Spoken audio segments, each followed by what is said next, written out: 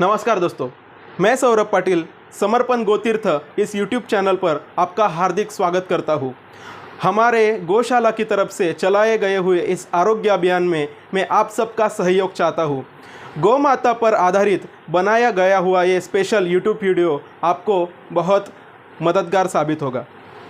अगर आप प्रकृति के साथ अपना जीवन आनंदमय बनाना चाहते हैं, व्यतीत करना चाहते हैं, तो ये वीडियो आपके लिए है। अगर आप एक किसान हैं तो ये वीडियो आपके लिए है। अगर आप जनसामान्य हैं तो ये वीडियो आपके लिए है। अर्थात ये वीडियो सभी भारतीयों के लिए है जो भी गौ माता के प्रति प्रेम रखते हैं, निसर्ग के प्रति अपना समर्पण रखते हैं, पर्यावरण के प्रति अपना समर्पित भाव रखते हैं।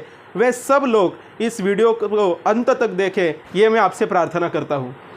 और प्रकृति के सानिध्य में एक आनंदी, सुखमय और समृद्ध जीवन जीने के लिए हमें चाहिए क्या, तो वो सब कुछ इस वीडियो में मैं आज आपके साथ शेयर करूँगा।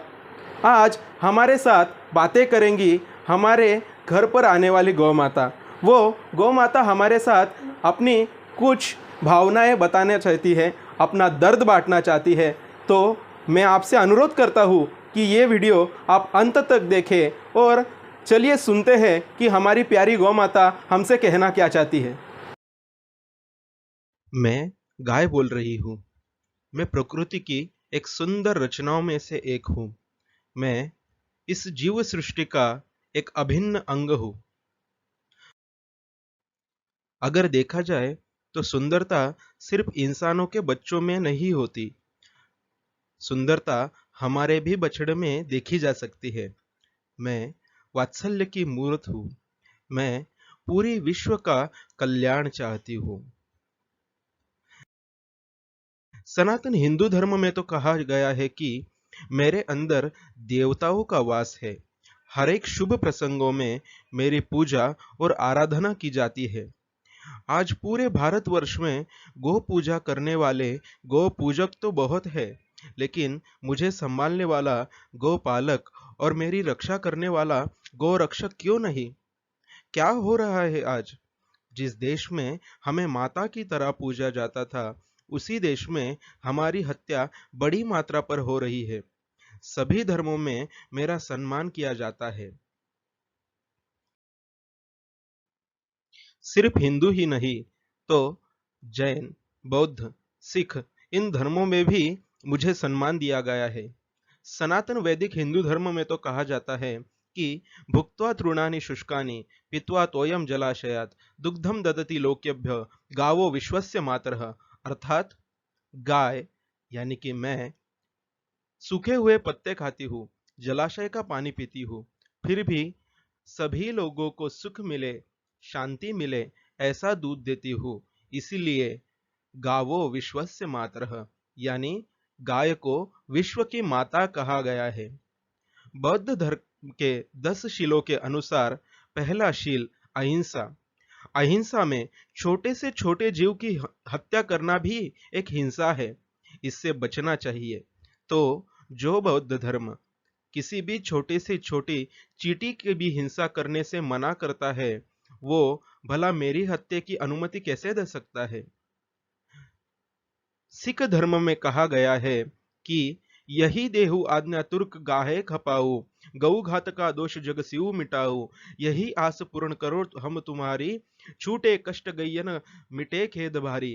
अर्थात गुरु गोविंद सिंह ने देश और धर्म की रक्षा के लिए सिख बने वीरों को आज्ञा दी, गौ हत्यारे मुगलों का नाश कर, गौ हत्या का दोष जग से खत्म करो, गायों का कष्ट मिटे और इस दुख का अंत हो, इस आशा को पूरी करो।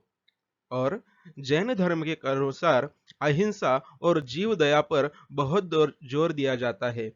सभी जैन शाकाहारी होते हैं। अहिंसा का पालन करना सभी मुनियों और श्रावकों का परम धर्म होता है। जैन धर्म का मुख्य वाक्य ही अहिंसा परमो धर्म है। सभी धर्मों में मुझे माता का स्थान दिया गया है। लेकिन क्या मां का स्थान देने के बावजूद आज भी मेरी हत्या हो रही है? यही मेरा दर्द मैं आपके साथ बांटने आई हूं। मैं जिंदगी भर अपने मालिक को अपना सब कुछ समर्पित कर देती हूँ, उसका घर दूध से समृद्ध कर देती हूँ। लेकिन जब मेरा दूध देना बंद हो जाता है, तो कुछ चंद रुपयों के लिए मेरा मालिक या तो मुझे रास्ते पर छोड़ देता है या फिर किसी कसाई को बेच देता है। और उसके बाद मेरे साथ क्या होता है, मेरे साथ कैसा निर्दयी व्यवहार किया जाता है, यह मेरा दर्द मैं आपके साथ बांटना चाहती हूँ।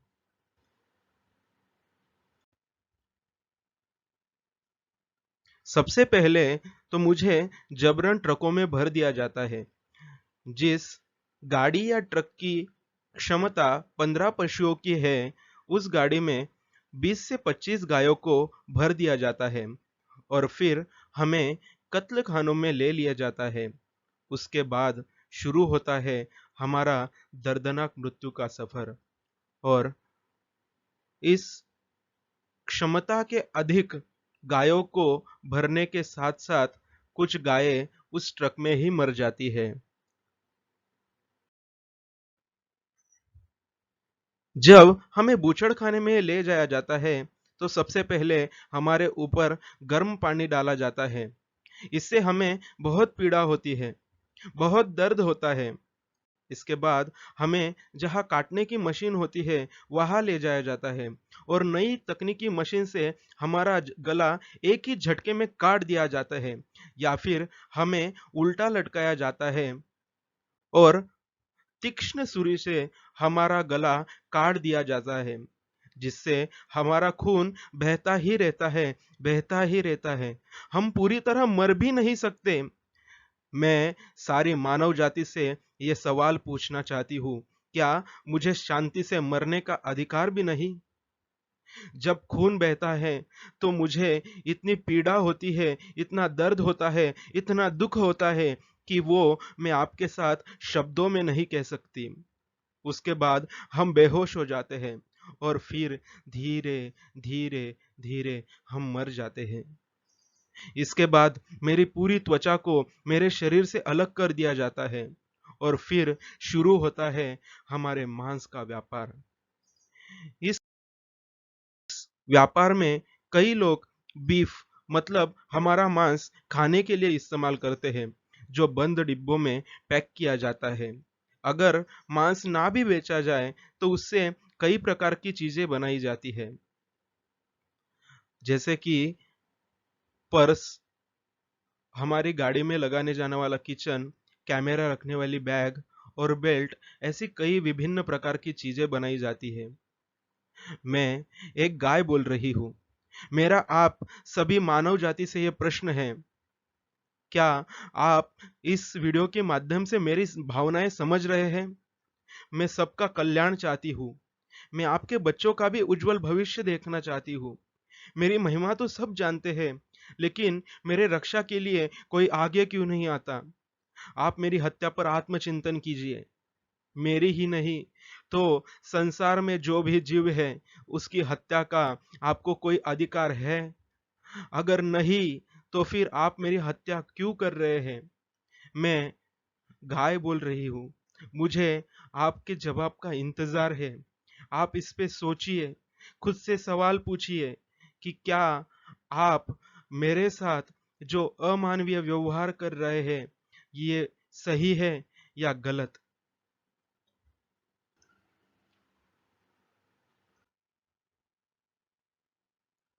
अपने आप से पूछने वाले ये सवाल, क्या सारे मानव जाति को इतनी क्रूरता करने का हक है? आप खुद सोचिए। अगर आप कहीं चल रहे हो और आपके पैरों में छोटी सी सुई या फिर पिन चुभ जाए, तो आपको कितना दर्द होता है? आप तभी किसी डॉक्टर के पास जाते हो और खुद का इलाज करवाते हो। तो हमें किसी जीव को इतनी क्रूरता से मारने का हक है? अगर नहीं, तो हम ये क्यों कर रहे हैं?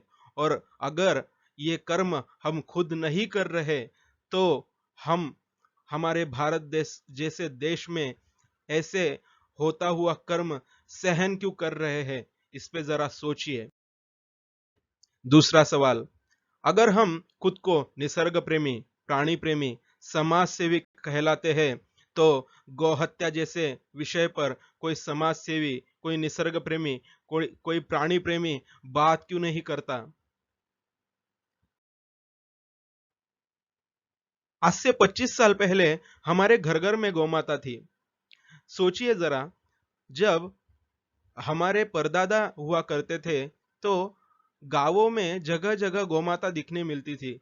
लेकिन आज से अभी मतलब 25 साल बाद ऐसा क्या हो गया कि गौ माता इतनी कम संख्या में दिखाई देने लगी?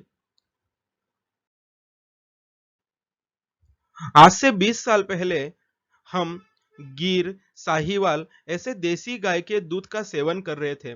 लेकिन आज हम विभिन्न कंपनियों द्वारा संकलित किए जाने वाला दूध, जो कि जर्सी जैसी विदेशी प्रजातियों की प्राणियों का दूध है, इसका सेवन क्यों कर रहे हैं?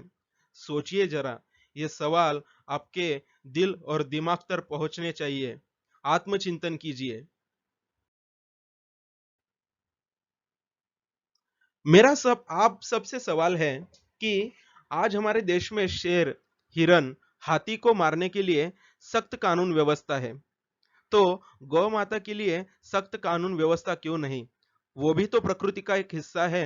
और गौ मतलब काऊ एक ऐसा जीव है कि जिस जिससे मिलने वाला हर अंग मतलब दूध हो, दूध से बनाई हुई विभिन्न प्रकार की चीजें हो, हमारे काम में तो आती ही है। लेकिन मरने के बाद भी जब उनकी मृत्यु निसर्गतः हो जाती है तो उनकी चमड़ी भी हमारे काम आती है। तो फिर भी क्या उसे मारने का हमें हक है?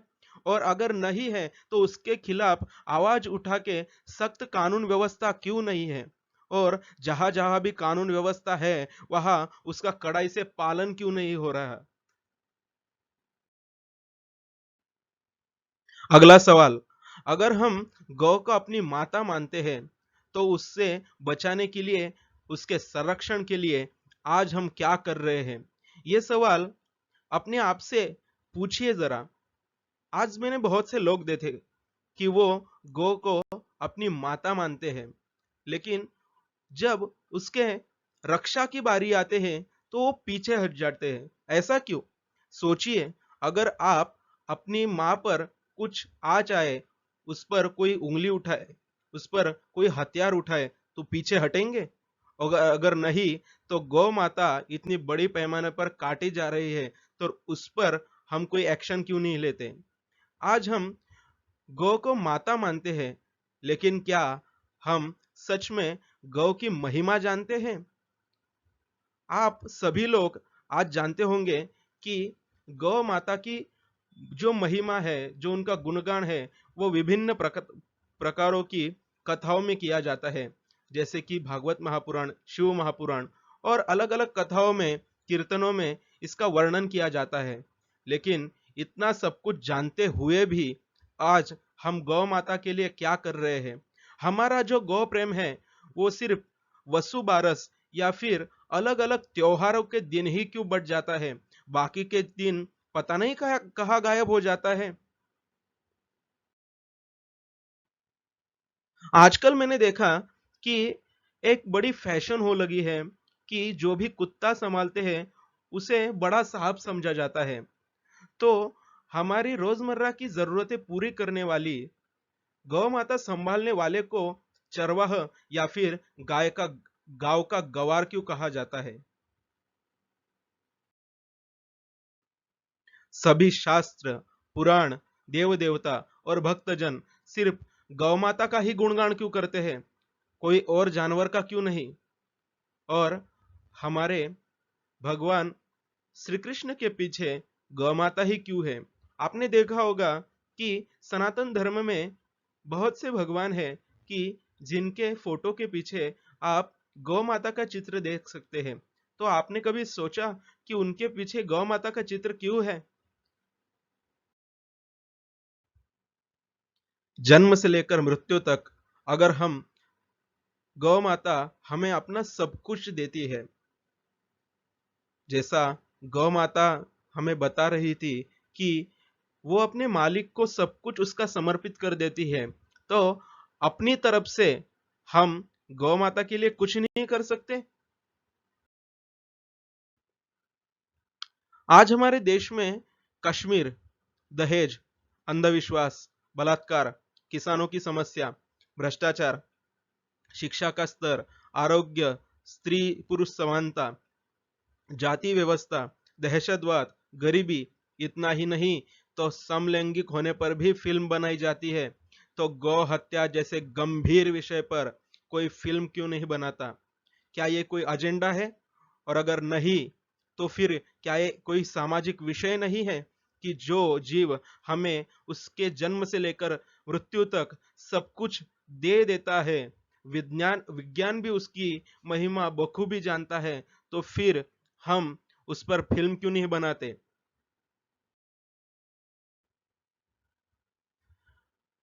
आज हम देखते हैं कि शाम को जब टीवी पर प्राइम टाइम शोज आते हैं तो उसमें विभिन्न प्रकारों की डिबेट होती है, लेकिन मैंने कभी गौ हत्या पर कोई डिबेट शो होता हुआ नहीं देखा। ऐसा क्यों?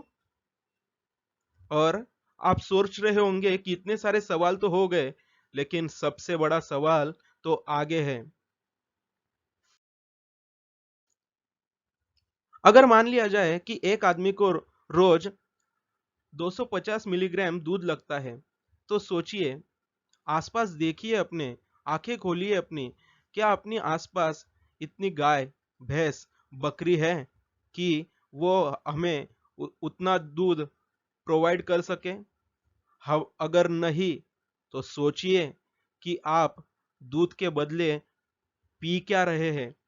और अगर आपका दूध ही मिलावटी है, तो दही, घी, विभिन्न प्रकार की मिठाइयाँ, छाछ और पनीर, ये सब कहाँ से आता है?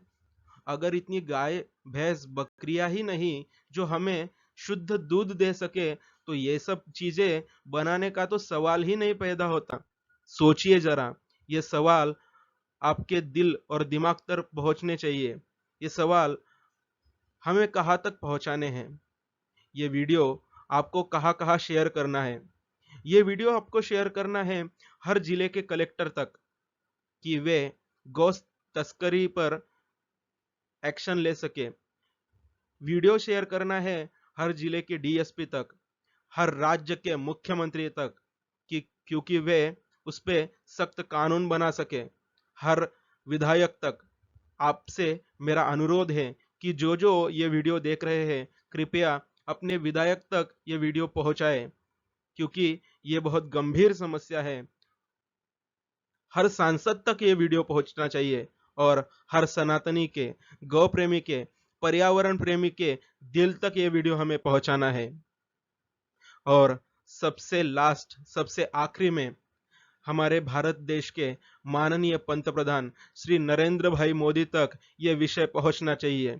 और मुझे पूरी आशा है कि जैसे उन्होंने कश्मीर, ट्रिपल तलाक और कई ऐसे निर्णय लिए जो हमारे भारत देश के हित में थे, वैसे ये भी निर्णय वो जल्दी से जल्दी लेके और गौ माता को बचाने के लिए सख्त कानून व्यवस्था बनाएंगे, या फिर राज्यों को बनाने के लिए प्रयास करेंगे।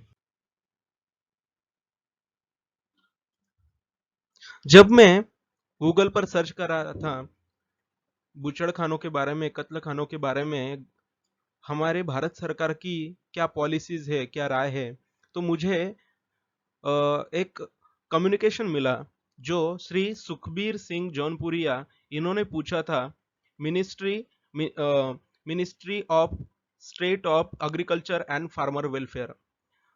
उन्होंने कुछ सवाल पूछे थे, तो उनका उत्तर दिया था डॉक्टर संजीव कुमार बालियान ने।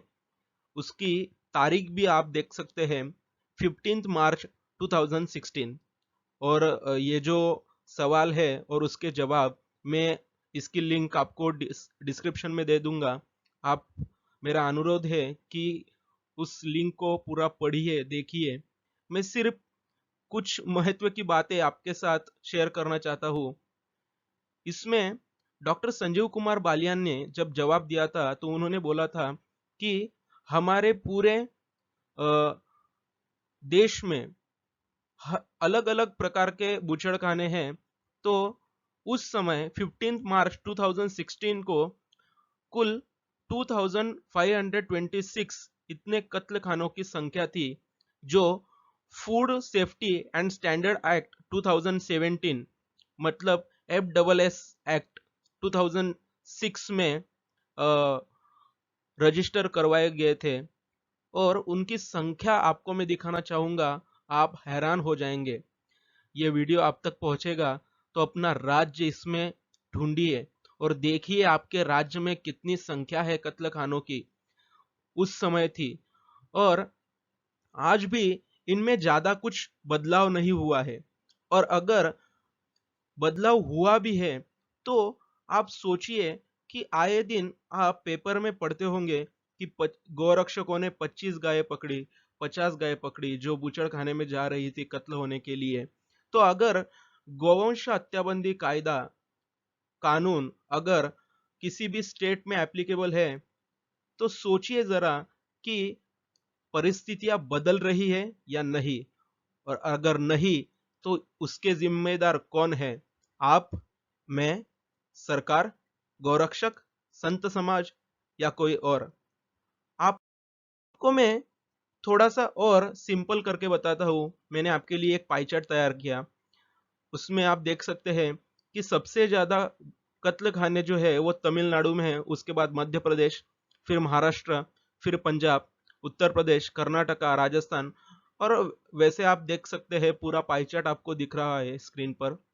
लेकिन भारत, जहाँ पे हर स्त्री को देवी की तरह पूजा जाता है, गौ को अपनी माता माना जाता है, उस देश में कत्ल खानों की इतनी बड़ी संख्या हमारा सिर शर्म से झुका कर रख देगी। इसके बारे में हम सभी को समर्पण गोतीर्थ इस गौशाला की तरफ से चलाया जाने वाला ये आरोग्य अभियान, इसमें हमने सभी जनमानस के सेवा हेतु कुछ प्रोडक्ट्स बनाए हुए हैं। इसकी जानकारी मैं आपको अगले वीडियो में डिटेल में दूंगा। इसके लिए आज ही आप हमारे चैनल को सब्सक्राइब कीजिए। लेकिन एक छोटी सी जानकारी मैं आपको देना चाहता हूँ, जो आप स्क्रीन पे देख सकते हैं। उसमें पंचगव्य नस्य, संजीवनी रस, गोमय गणेश जी, गव्यामृत यानी शुद्ध बिलोना घी, पंचगव्य साबन मतलब साबुन, समर्पण अंत्य संस्कार की विधि, दिव्य गौमूत्र अर्क, गौचंदन धूप बत्ती, ये सब कुछ हम जन सेवा के लिए तैयार कर रहे हैं। इन सब की जानकारी आपको हमारे आने वाले वीडियोस में मिलती रहेगी। और इसके क्या लाभ हैं, किसे लेना चाहिए, किसे नहीं लेना चाहिए, और हम आजकल हमारे शरीर के साथ कितना खिलवाड़ कर रहे हैं, प्रकृति की कैसे विटंबना हो रही है, ये सब कुछ आपको अगले वीडियो में मिलेगा। अगर ये वीडियो आपको पसंद आया होगा, मैंने पूछे हुए सभी सवाल अगर आपके दिल और दिमाग में उतरे होंगे, आपके मस्तिष्क को ये सवाल झिंझोड़ कर रख देंगे। अपने आप से बार बार ये प्रश्न पूछिए। और अगर ये प्रश्न आपको 10% भी ऐसा लगता है कि इनमें सच्चाई है, तो हमारे #SaveCow_SaveWorld इस अभियान को आपकी सहायता की आवश्यकता है। इससे ज़रूर सहायता कीजिए। और अगर मैंने जो बोले वो प्रोडक्ट्स आप मंगवाना चाहते हैं तो डिस्क्रिप्शन में मैंने एक लिंक दी हुई है, वो भर के आप हम तक पहुंच सकते हैं। आपने ये पूरा वीडियो देखा, इसके लिए आपका बहुत बहुत आभार। लेकिन हमें यहाँ पर रुकना नहीं है, थकना नहीं है, और हमें जिस मंजिल पर पहुँचना है, जिस यश के शिखर को पार करना है, उसके लिए मेहनत करनी पड़ेगी। और इसके लिए क्या करना होगा, तो ये वीडियो अगर आपको पसंद आया होगा, अगर इस वीडियो में आपको सच्चाई नज़र आई होगी, तो मैं आपसे विनती करता हूँ कि कृपा करके आप ये वीडियो ज़्यादा से ज़्यादा लोगों तक पहुँचाएं।